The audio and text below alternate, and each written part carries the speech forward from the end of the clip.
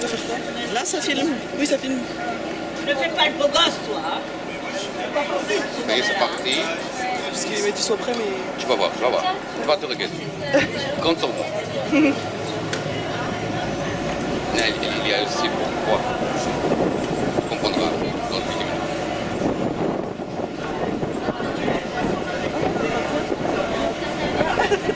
هو هذا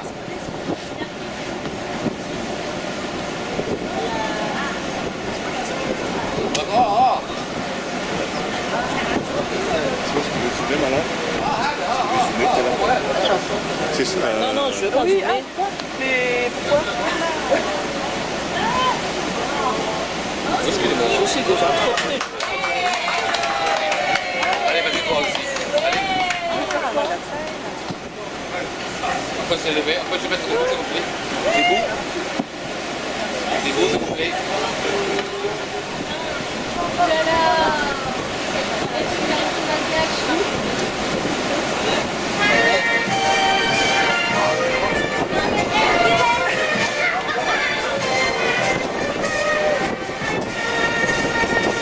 Vas-y, vas-y, ne te vois pas.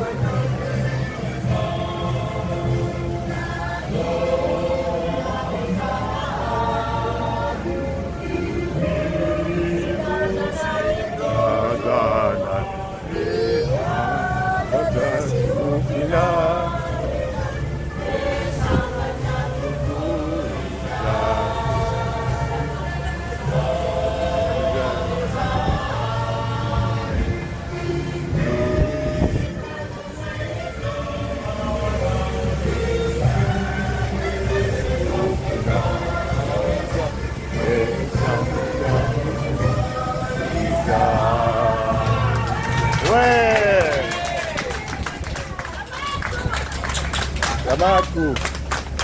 Mama Fu.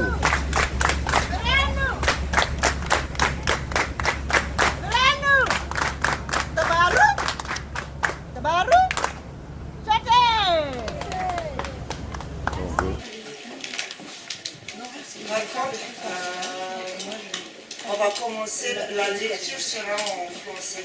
C'est Chantal qui va. Ah, super.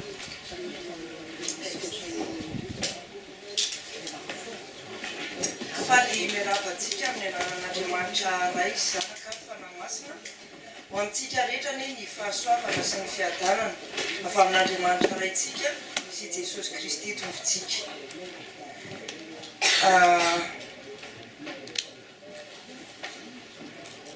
Ho tanterahantsika amin'ny anaran'Andriamanitra ray zanaka ary fanahy masina izao fandroako vavahana izao. Iara-iantso ny anaran'ny Tompo isika. Ny feoko dia makany amin'Andriamanitra ka mitaraina aho. Eny ny feoko makany amin'Andriamanitra ka miaino ahy izy. Amen. Antsika ve le hira. Sortez vos chants, la feuille.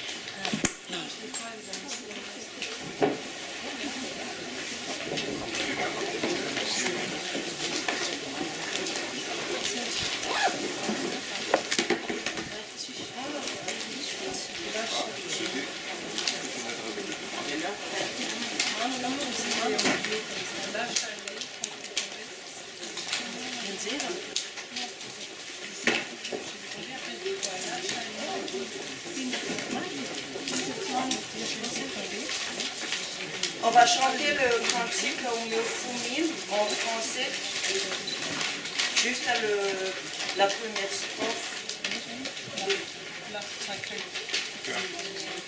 Homéophomine en français, juste la première strophe. Et sanctifie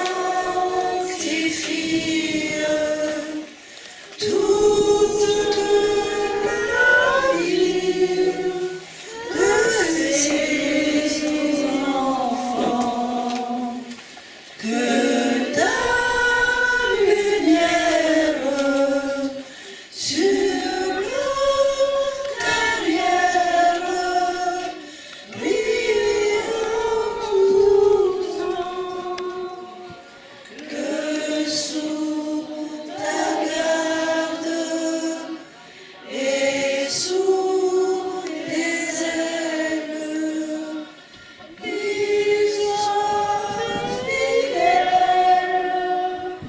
folle et constants. Je vous invite à la prière. Andriamanitra Tompo ty anay eo, misaotranao izay no izao fotoana omenao anay izao, ahafahanay Tompo manatona anao. Misaotranao izay satria fanondram-po izao ahafahana miaina amin'ny toerana izay lalovanao izao Jesosy. Misaotranao izay satria no fanondram-ponao dia afaka mbola miaina ny teninao izay angatahanay fanainao masina anazava izany aty anatin'ny fonay. Aoka izao fotoana izao Tompo, tsy handalo foana aminay fa hitondra fiainana vaovao, hitondra fanavaozana, hitondra anay Tompo ho eo anatrehanao amin'ny androm-piainanay izay mbola omenao anay. Ary izao fotoana izao tanterahanay Tompo, dia tanterahanay amin'ny anaran'i Jesosy Kristy, ilay Tompo mpamonjy anay sady lohan'ny fiangonana. Dia misaotra Jesosy manatrika anay, misaotra fanahy masina mitary-dalana anay, misaotra ray eo fa amin'ny anaranao no hamonona anay izany vavaka izany. Amen. Je demande à Chantal de jouer.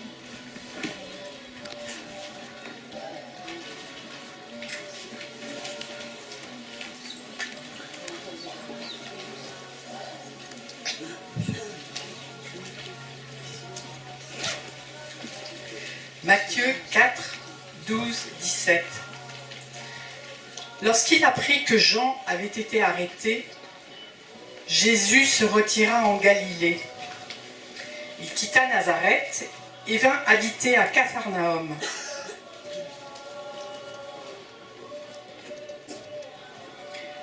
Ville située près du lac, dans le territoire de Zabulon et de Nephtali, afin que s'accomplisse ce qu'avait annoncé le prophète Ésaïe. Territoire de Zabulon et de Nephtali, route de la mer, région située de l'autre côté du Jourdain, Galilée à la population étrangère. Le peuple, assis dans les ténèbres, a vu une grande lumière, et sur eux, qui se trouvaient dans le pays de l'ombre de la mort, une lumière s'est levée. Dès ce moment, Jésus commença à prêcher et à dire « Changez d'attitude, car le royaume des cieux est proche. »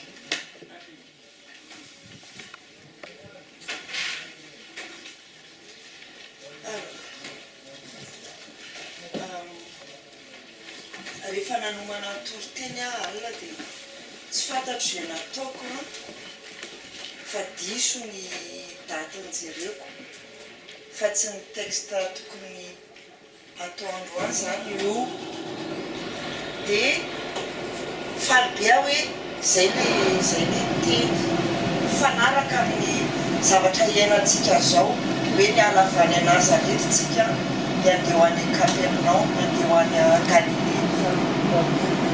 Zany Capernaum zany amin'ny teny frantsay dia hoe toerana feno korotana, raha toerana feno zavatra tsy milamina zany dia betsaka zavatra mifangaroaro dia amin'izany toerana zany no nandehanan Jesosy. Zany hoe korotana zany dia mampatsiaro amin'ny tamin'ny andron'ny fanomborana, raha mbola tsy misy ny fanomborana dia korotana, amin'ny teny frantsay izy hoe tohu na hoe chaos. Dia nefa ny tamin'ny Genesis zany tohu zany dia tao anatin'ny maizina araka ny Genesis voalohany andiny faharoa dia hoe ary ny tany dia tsy misy efitra sady foana ary aizana ny tamboniny lalina. Dia toy izany ny tany Capernaum izay toerana nandehanan Jesosy ary rehefa tonga tany izy ilay fahazavan'izao tontolo izao dia lasa misy mazava ary voalaza fa ny olona izay toetra tamin'izany tanàna izany dia toetra tao anatiny aiza tao miarika ny fahafatesana. Ary rehefa tonga Jesosy ilay fahazavan'izao tontolo izao ilay mitondra ay araka ny Jaona voalohany lazana tsara Jaona voalohany ao amin'ny andininy fahaefatra dia voalaza fa izy no nosy ny fiainana ary ny fiainana ny fanazavana ny olona. Izay ilay Jesosy nandeha tany Capernaum ary rehefa tonga tao Capernaum izy dia araka ny teny izay novakiana tamintsika teo dia nahita mazava. Ny zavatra tiana ampitainantsika riavana dia isika izay miala avy any Nazareta nandeha ho any Capernaum dia manana mission izy. Isika izay ambaran'ny Jesosy ao amin'ny filazantsara maniry any ao amin'ny fampianarana natao tao an-tenivohitra andininy fahitana ambinifolo azafady. Io izy hoe ianareo ny fahazavana izao tontolo izao mety misy korotana ao amin'ny fiainantsika, ao anatin'ny fontsika, ao amin'ny manodidina antsika, mety misy situation kafalinao dia miantso antsika ny tompo hoe fahazavana mitondra fiainana mety ao anatin'ny fotsika mihitsy ny lesika izy satria izay miveta rehefa tafasaraka tamin'andriamanitra rehefa tafiditra ny fahotana dia lasa miverina noaizana izay voalaza ao amin'ny filazantsara amin'izao na hoe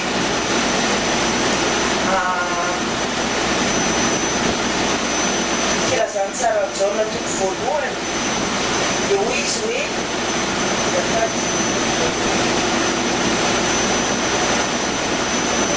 andininy fahadimy ary ny mazava dia maniratiratra ao amin'ny maizina fa ny maizina tsy mandray azy le maizina dia le hoe fotsika tsy manana n'ilay fahazavana fotsika efa nilaozan'ilay fahazavan'andriamanitra le hay nataon'andriamanitra rehefa namorona ny adama sy eva andriamanitra dia nanisy fofonay avy amin'ny vavany dia iny fofonaina iny le fiainana iny fofonaina izay nataon'andriamanitra tamin'ny vavany iny c'est la partie divine qu'il a mise en nous c'est la lumière fa rehefa tafiditra ny fahotana dia tsy afaka mitoetra ao anatin'ny olona intsony izany fahazavana zany izany fahatina izany dia lasa miverina maizina lasa miverina ny amin'ilay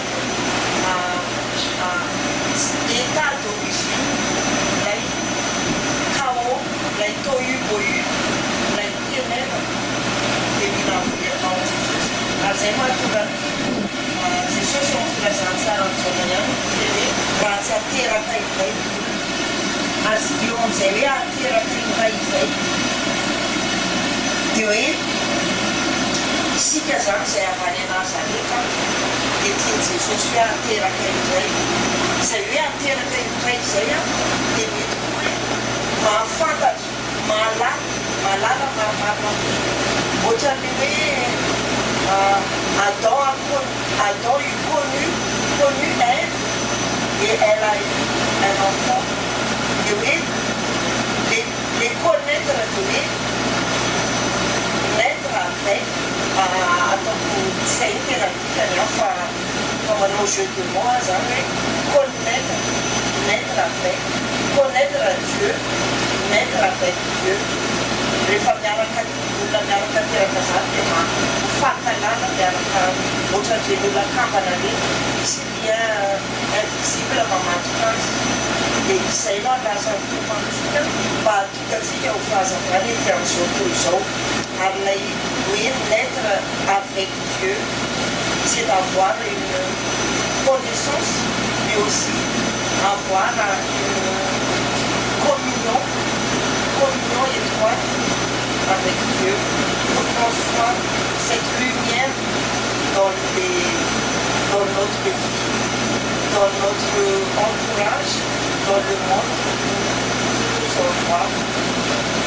Dia izay zany no afatra ho antsika hoe mba azahoantsika mahatanteraka an'izany dia mila tena tafahoana amin'Andriamanitra tsika ary izay raha teo no afatra napetraky ny voalohany filema ao antsika izay hoenoantsika rehefa amin'ny fotoana mamety azy ary ny amarana anazy dia ny andinina fafito ambin'ny folo manao hoe mibebay anareo fehefakaiky ny fanjakana lanitra tsy misy ahafahantsika miaina zany hoe fiainana vaovao miaraka teraka amin'ny Jesosy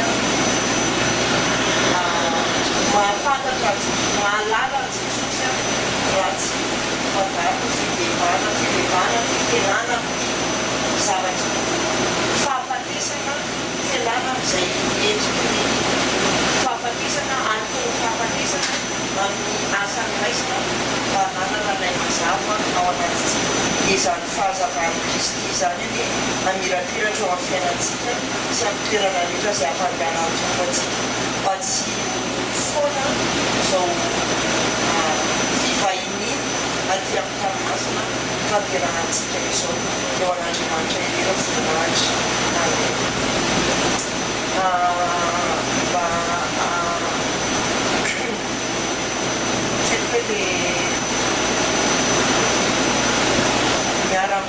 Vieni a tossare su per qui.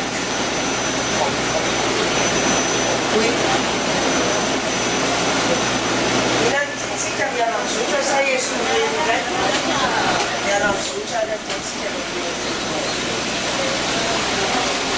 Yara mi succai si chiamani Gerusalemme fova Ragazzi sarà mia capi Vai fanarci da famiglia Mangia chissà Saur tu preparani Fui già visi tu consiglia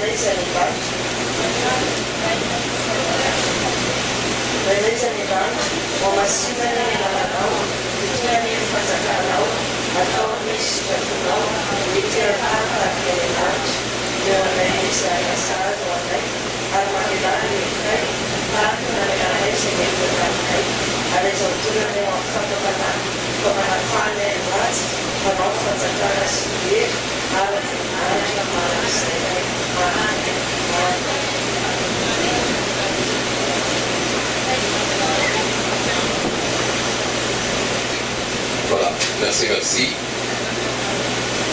Donc, ici sur le bateau, on a dit qu'il y a des petits souvenirs, donc des pierres, les 3 à 20, et venez regarder avec tous les signes, soit poisson, soit croix de David, soit la croix, soit le signe de poisson, l'étoile de David, la croix, le poisson, voilà les tout. Alors vous venez jeter un coup d'œil pour ceux qui sont intéressés. Vous chantez avec nous, c'est le qui gagne. Ça peut être aussi un bon cadeau aussi pour les enfants. Hein, le 3 à 20 juillet, le 1 à 8, le 3 à $20. Oui. Au euro, enfin de 2. Aujourd'hui c'est pas très différent. Et puis voilà, vous choisissez ce que vous voulez.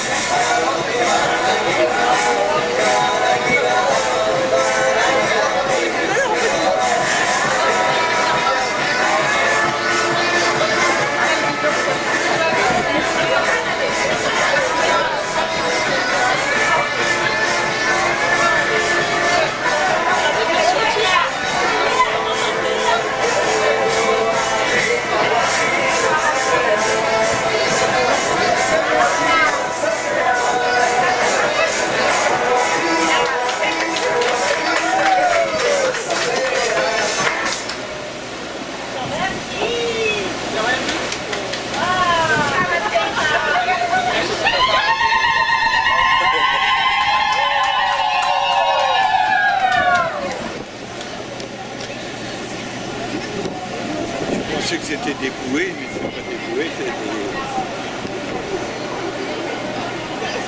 la poisson des bouées. Ah ouais, d'accord, ouais,